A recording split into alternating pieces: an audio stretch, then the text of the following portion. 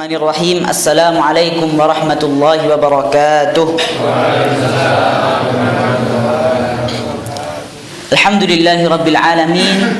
Wassalatu wassalamu ala sayyidil mursalin Nabiina wa maulana Muhammadin wa ala alihi wa sahbihi ajma'in, amma ba'd. Fas'alullaha subhanahu wa ta'ala an yamunna alaina bil ilmi nafi wal amali salih wa an yufaqihana fid din wa an yaftaha lana futuhal arifin wa an yarzuqana al-ikhlasa fil aqwali wal a'mal. Allahumma amin. Jamaah yang dirahmati oleh Allah Subhanahu wa taala, pertama-tama marilah kita panjatkan puja dan puji syukur kita atas kehadirat Allah Subhanahu wa taala, Rabb yang telah memberi kita nikmat yang sangat banyak, yang salah satunya yaitu Allah Subhanahu wa taala masih memberi kita kesempatan untuk bisa berpuasa. Allah Subhanahu wa taala masih memberi kita kesempatan untuk bisa duduk bermajelis bersama di masjid yang insyaallah diberkahi oleh Allah Subhanahu wa taala ini. Kemudian tak lupa salat serta salam kita haturkan kepada baginda kita, Nabi kita Muhammad sallallahu alaihi wasallam, dan juga kepada para sahabatnya, keturunannya, dan siapapun yang mengikuti sunnahnya hingga akhir zaman kelak. Jamaah yang dirahmati Allah Subhanahu wa taala, saya nggak terbiasa nih sih di atas kursi, Pak. Rasanya kurang enak gimana gitu. Gak biasa. Oke. Terus ini nggak tahu tiba-tiba disuruh ngasih tema Lailatul Qadar. Temanya dikasih sama Pak Nadia, harus Lailatul Qadar gitu. Ya wis. Oke, jamaah yang dirahmati Allah Subhanahu wa taala, Allah Subhanahu wa taala berfirman, Bismillahirrahmanirrahim. Inna anzalnahu fi lailatul qadr wa ma adraka ma lailatul qadr. Lailatul qadri khairum min alfi syahr. Tanazzalul malaikatu war-ruhu fiha biizni rabbihim min kulli amr. Salamun hiya hatta matla'il fajr. Jamaah yang dirahmati Allah Subhanahu wa taala, kita sekarang berada di bulan Ramadan. Bulan Ramadan. Nek di bulan Ramadan itu Pak, kajian di mana-mana isinya pasti isi Ramadan. Isinya pasti puasa, Lailatul Qadar. Wis yakin 100%. Di masjid manapun, mau itu Masjid Istiqlal, mau itu Masjid Nabawi, isinya pasti tentang Ramadan. Kok bisa? Orang ngisi tentang bulan Ramadan, seluruh dunia isinya tentang bulan Ramadan, tapi isinya beda-beda. Kok bisa, Pak? Itu berkahnya Ramadan. Jadi Ramadan itu saking berkahnya, mau ratusan ribu orang, jutaan orang di tempat yang berbeda-beda membahas tentang Ramadan, isinya beda-beda semua. Itu karena apa? Karena berkahnya Ramadan. Banyak manfaat yang kita ambil dari bulan Ramadan tersebut. Maka perlu kita ketahui, bulan Ramadan itu terbagi menjadi 3 bagian. Sekarang kita berada di bagian ketiga. Bagian pertama yaitu 10 hari pertama, fase di mana kita itu perlu adaptasi dengan puasa. Biasa nih, enjing-enjing teng tegil dahar pisang goreng kaleng ngunjuk teh. Sakniki luwe, ya kan? Beda rasanya. Kita perlu adaptasi. Biasanya kerja sambil minum teh, sekarang nggak bisa. Biasanya kita habis subuh itu langsung pergi, sekarang habis subuh kita menyempatkan waktu untuk membaca Al-Quran. Biasanya maghrib adzan langsung pergi ke masjid, sekarang adzan makan dulu. Kan beda, kegiatan-kegiatan kita pula berbeda. Kita perlu adaptasi, kita perlu membiasakan diri kita untuk bermuamalah dengan bulan Ramadan itu seperti apa. Itu pertama. Kemudian kita memasuki bagian kedua. Kalau di bagian pertama tadi itu kita ketika adaptasi itu kita semangat dalam ibadah. Ketika memasuki fase kedua, yaitu antara tanggal 11 Ramadan sampai 20 Ramadan, itu nanti ada 2 golongan. Golongan yang pertama itu semakin semangat ibadahnya. Karena apa? Dia telah beradaptasi. Golongan yang kedua udah ngebut di pertama. Jadi dia dari 10 pertama itu dia sudah ngebut, sudah ibadahnya dibanyain, ngajinya dibanyain, masuk 10 kedua udah tepar, udah malas ngaji, udah malas terawih, pokoknya udah malas semuanya. Kenapa? Karena dia sudah ngebut di pertama tadi. Itu golongan kedua. Jadi golongan kedua itu fase kedua itu fase kita itu kalau nggak kita malas-malasnya ya kita semangatnya. Kemudian ketika kita memasuki fase ketiga, yaitu yang sekarang kita berada di sini tuh antara 21 Ramadan sampai 30 Ramadan ini, fasenya yang seharusnya kita itu paling semangatnya. Rasulullah Shallallahu Alaihi Wasallam bersabda, innamal a'malu bil khawatim, sungguhnya perbuatan itu tergantung dari akhirnya. Juga kebanyakan kita mungkin dari 1 Ramadan sampai 20 Ramadan itu sholat tarawih tok, tapi masuk 21 kita tambah dengan qiyamul lail, kita tambah dengan tahajud. Itu apa? Itu perbedaan di fase ketiga. Fase ketiga itu waktunya amalan itu kita tambah, waktunya amalan itu kita melaksanakannya dengan penuh semangat. Kita tambah dengan qiyamul lail 1 juz. Biasanya tarawih cuman surat-surat pendek. Ini ditambahi sholat malam dari jam 2 sampai jam 3 1 juz bacanya. Nah itu apa? Itu sebuah perubahan. Itu yang kita rasakan apa? Di fase ketiga. Ada satu hadis dhaif yang diantaranya ya yang diriwayatkan oleh Salman Al Farisi. Ramadan itu awaluhu rahmah.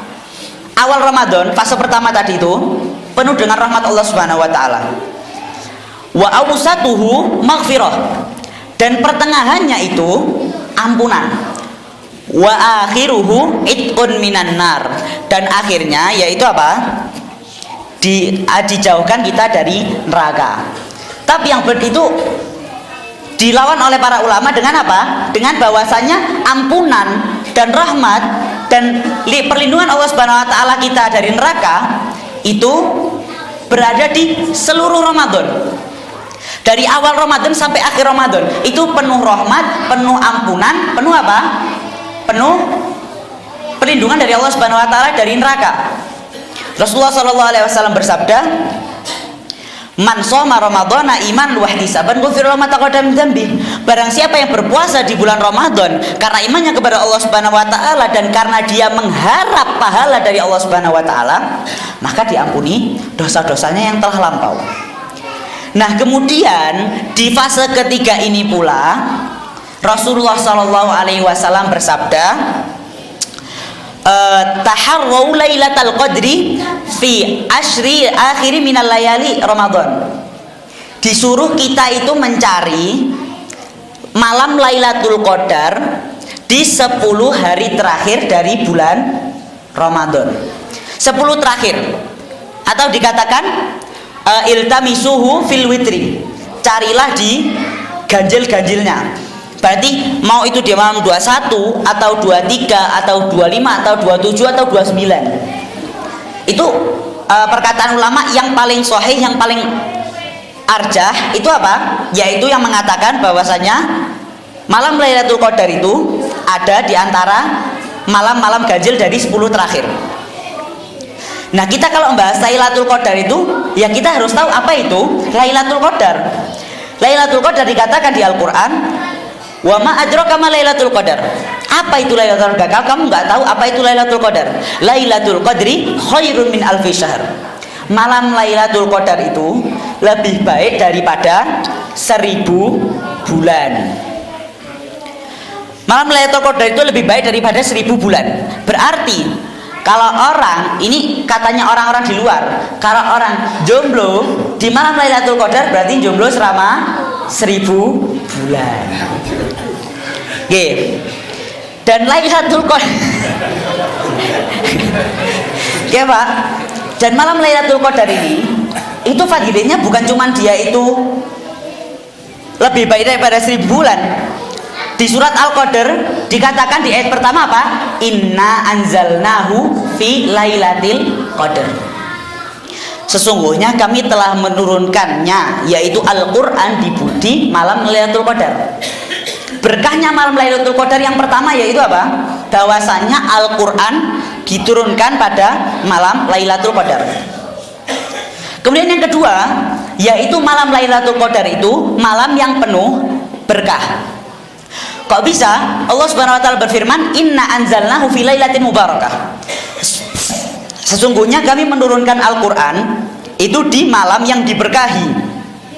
Dan di ayat yang lain, sesungguhnya kami menurunkan di malam Lailatul Qadar. Berarti kita mengetahui bahwasannya malam Lailatul Qadar adalah malam yang berkah.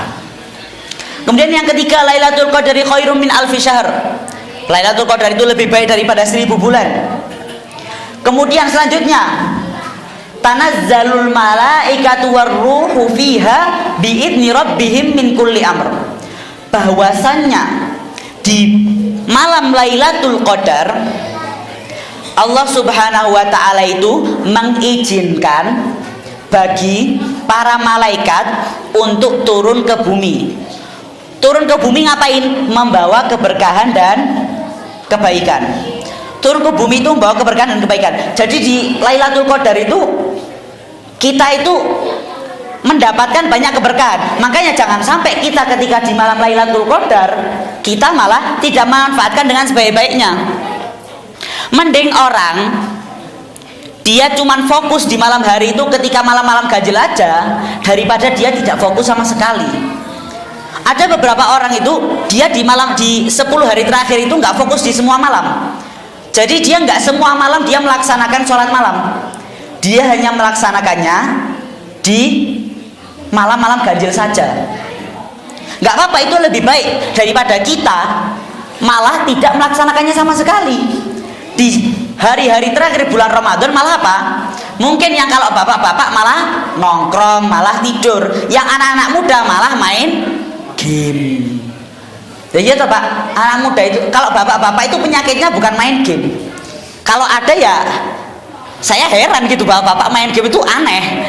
Tapi apa? Kalau anak-anak muda itu ujiannya apa? Ya main game. Ujiannya anak-anak muda itu main game. Apalagi apa? Kalau sudah kecanduan main game, dia nggak peduli itu mau bulan Ramadan mau selain bulan Ramadan apa? Bakalan tetap main game tadi. Nah, makanya apa? Kita memfokuskan diri sekarang. Kita nggak tahu malam Lailatul Qadar itu sudah lewat di malam 21 kah? Atau sudah tadi malam 23? Yang kalau dalam madhab Syafi'i itu dikatakan kemungkinan terbesar Lailatul Qadar itu datang di malam 21 dan 23. Itu di madhab Syafi'i. Tapi 3 madhab yang lainnya mengatakan bisa jadi apa di malam-malam yang lainnya. Mungkin bisa jadi malam 25 nanti, mungkin malam 27. Kebanyakan ulama apa mengatakan di malam 27. Tapi kita nggak tahu. Makanya di malam-malam, di setiap malam kita harus apa? Kita harus memfokuskan diri kita untuk Allah Subhanahu wa taala. Kita tinggalkan ngobrol dulu. Kita tinggalkan kesibukan-kesibukan duniawi. Kita fokus kepada kesibukan-kesibukan yang mendekatkan diri kepada Allah Subhanahu wa taala. Dan juga fadilah yang lain dari malam Lailatul Qadar, yaitu Rasulullah SAW bersabda, "Man qama Lailatul Qadri imanan wahtisaban ghufira lahu ma taqaddama min dzambi." Barang siapa yang pada malam Lailatul Qadar dia sholat malam dan berdoa kepada Allah Subhanahu wa taala dengan sungguh-sungguh, dia benar-benar memberikan seluruh jiwa raganya untuk Allah Subhanahu wa taala pada malam tersebut, karena imannya kepada Allah Subhanahu wa taala dan karena dia mengharapkan pahala dari Allah Subhanahu wa taala, ghufira lahu ma taqaddama min dzambi, diampuni dosa-dosanya yang telah lampau. Kemudian yang selanjutnya, kita itu kalau mau mendapatkan Lailatul Qadar, kita itu kan harus tahu gimana sih Lailatul Qadar tadi. Kita harus tahu kan Lailatul Qadar itu bagaimana. Nah, ada beberapa tanda-tanda malam Lailatul Qadar. Yang pertama yaitu paginya nanti itu sinar matahari itu kerasa nggak terlalu panas. Nah, di Blumbang berarti malamnya Lailatul Qadar terus. Pagi ini nggak pernah panas, malah biasa nih udan, ya toh. Nah, berarti apa? Nek di Blumbang berarti kita nggak perlu nunggu tanda-tanda nih, udah dapat tanda-tanda nih setiap pagi. Ya mungkin itu bagi apa? Bagi tempat-tempat yang bukan di pegunungan, di perkotaan. Yaitu apa? Nanti sinar matahari di pagi hari itu kerasanya nggak terlalu panas, rasanya itu enak. Kemudian yang selanjutnya yaitu di malam harinya itu nanti cahaya dari bulan itu terang. Jadi kita waktu melihat bulan itu nanti cahayanya itu beda dari malam-malam yang lainnya. Cahayanya itu lebih terang, lebih menenteramkan hati, gitu. Kemudian tanda-tanda yang ketiga yaitu pada malam Lailatul Qadar hati kita itu kerasa apa? Tenang. Hati kita itu nyaman. Kita itu kalau misalnya mungkin yang lagi galau gara-gara mungkin kalau yang belum nikah nyari bojo ra entuk-entuk apa? Yang lagi galau ngapain? Hatinya jadi tenang, jadi enak. Mungkin yang sudah nikah ada masalah sama pasangannya apa? Tiba-tiba apa? Kayak pengen minta maaf, pengen apa? Baikan itu apa? Berkahnya malam Lailatul Qadar. Kemudian yang selanjutnya dari sifatnya Lailatul Qadar tadi itu apa? Anginnya, yang kita rasakan itu apa? Anginnya tenang. Lah kalau di sini itu kan kadang-kadang badai toh Pak.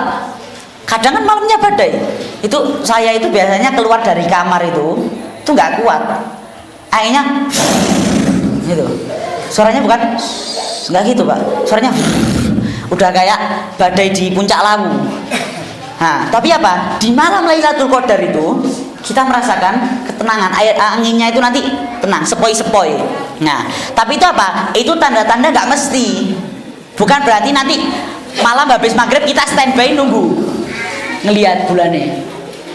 Oh bulannya nggak terang ya wis ramelu sholat malam. Nggak gitu. Bukan gitu konsepnya.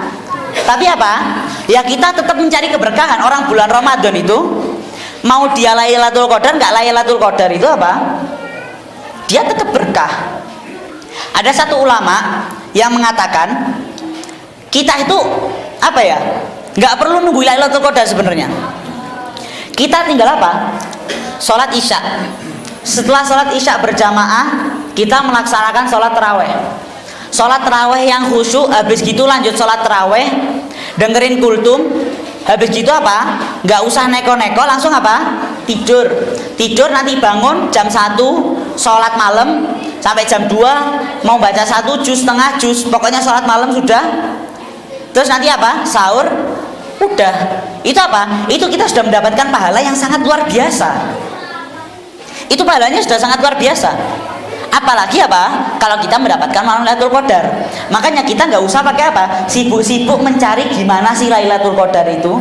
Kita sibuk-sibuk mencari tentang malam Lailatul Qadar tersebut tidak perlu.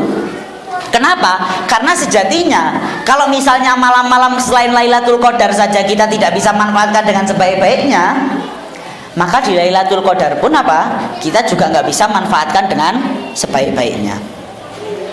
Kemudian jamaah yang dirahmati Allah Subhanahu wa taala, ketika kita telah mendapati Lailatul Qadar tadi, apa yang kita lakukan?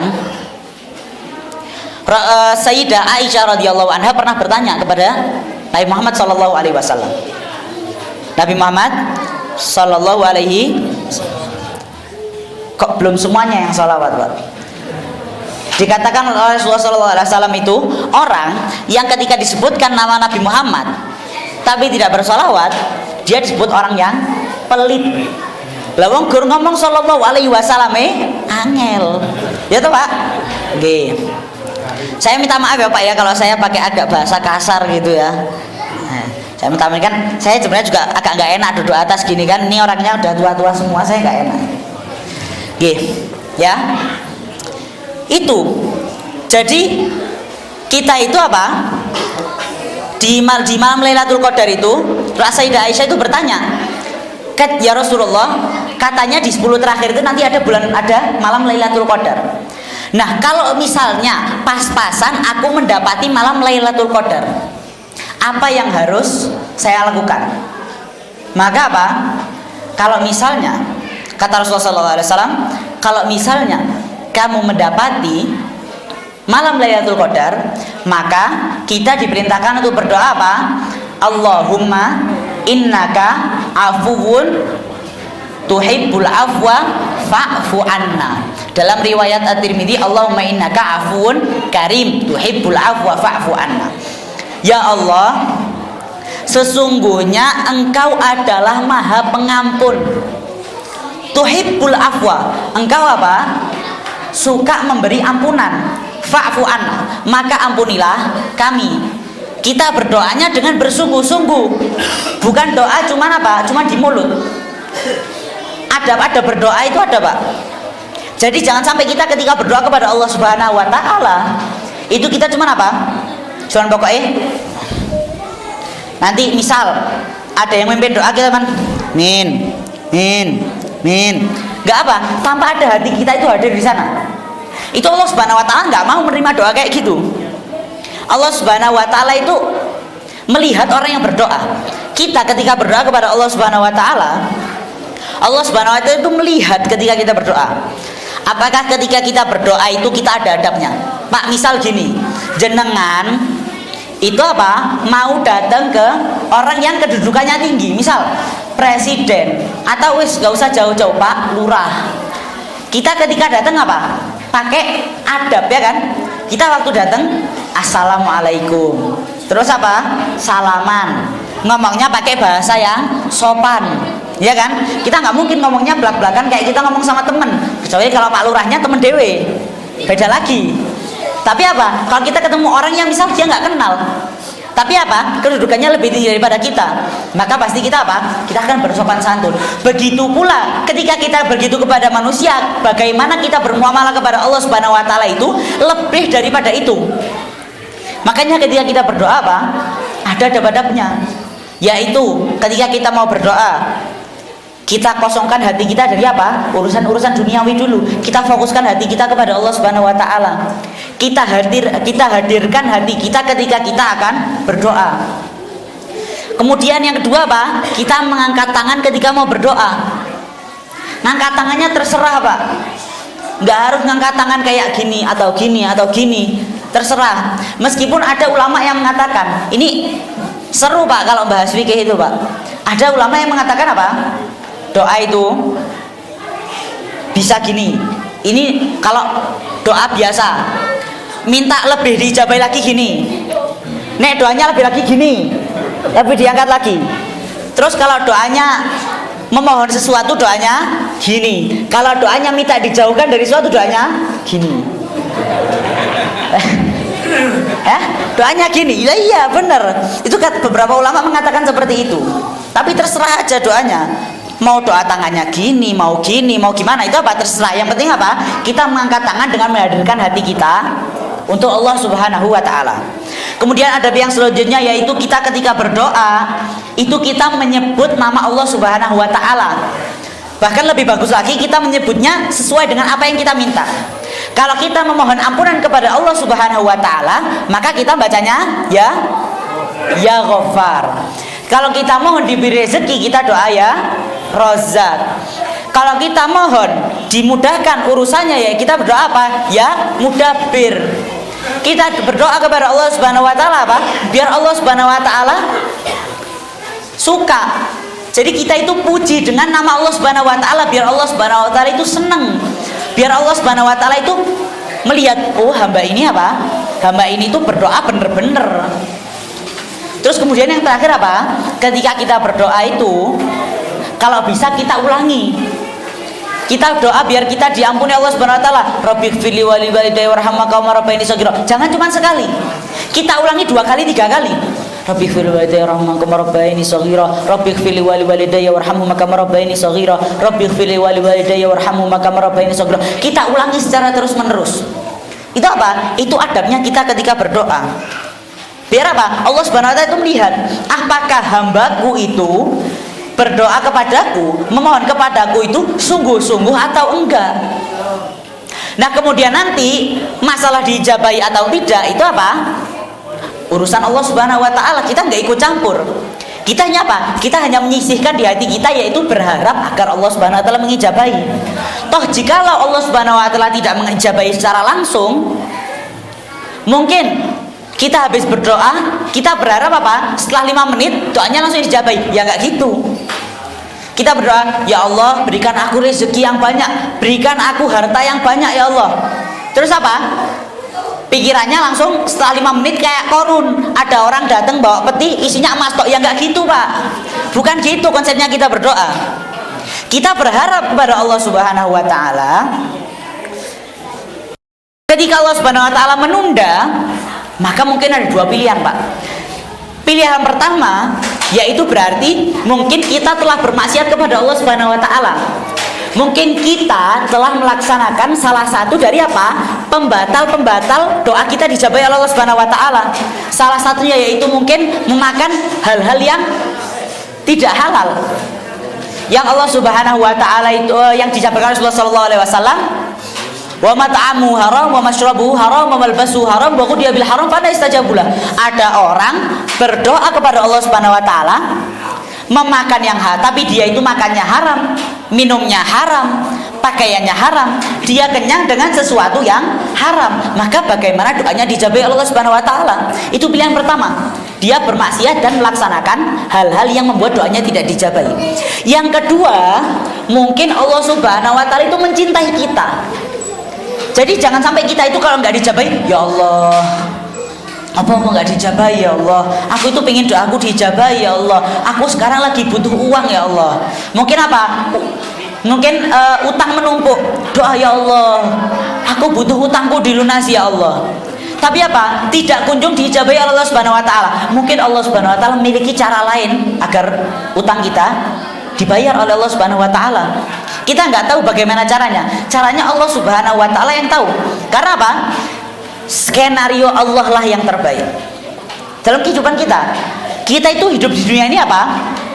Skenario dari Allah Subhanahu wa Ta'ala. Allah Subhanahu wa Ta'ala yang mengatur skenario hidup setiap orang. Jadi kalau dikatakan itu kayak film Pak, setiap orang itu apa? Punya film sendiri-sendiri. Nah, sutradaranya, skenario yang bikin itu siapa? Allah Subhanahu wa Ta'ala. Dan itu skenario terbaik. Ngalah-ngalahi skenario film terbaik yang ada di dunia ini. Apa skenarionya Allah Subhanahu wa Ta'ala? Allah Subhanahu wa Ta'ala bisa menyambungkan antar kehidupan manusia satu sama lain. Itu apa?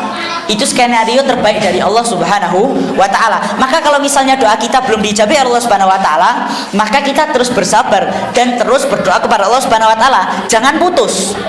Karena apa? Mungkin Allah Subhanahu wa Ta'ala telah mencintai kita. Dan kalau Allah Subhanahu wa Ta'ala telah mencintai kita, jangan sampai menyia-nyiakan cinta Allah Subhanahu wa Ta'ala. Innallaha idza habba qauman ibtalahum. Allah Subhanahu wa Ta'ala jika mencintai suatu kaum, maka apa? Allah Subhanahu wa Ta'ala akan menguji kaum tersebut. Kemudian yang terakhir, amalan-amalan yang mungkin bisa kita laksanakan pada malam Lailatul Qadar. Yang pertama yaitu apa? Memperbanyak doa kepada Allah Subhanahu wa Ta'ala. Yang kedua, kita memperbanyak sholat, memperbanyak pembacaan Al-Quran di sholat. Dikatakan oleh para ulama, kita sholat di malam Lailatul Qadar dengan bacaan yang panjang itu lebih baik daripada kita sholat pada malam Lailatul Qadar dengan sujud yang panjang. Berarti lebih dianjurkan kita membaca Al-Quran yang banyak daripada apa? Kita sujud yang banyak.